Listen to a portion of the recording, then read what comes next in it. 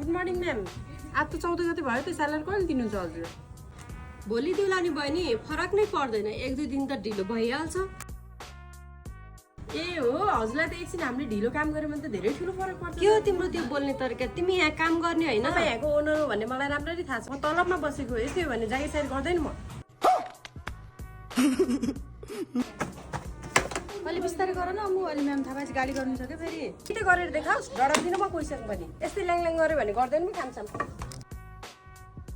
हजुर म्याम। म के सुन्दैछु यो? अघि तिमीले संगीतालाई के भनेको त्यस्तो? तपाईँले सुन्नुभएको भए मैले भनेको हुम्ला।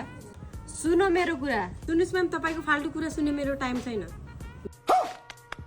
तपाईँले मदेखि साँच्चीकै प्रब्लम छ भने म काम छोडिदिन्छु। भन्नुहोस्, छोडिदिउँ काम? भन्नुहोस् न। हैन सरी जलवा है हमारा।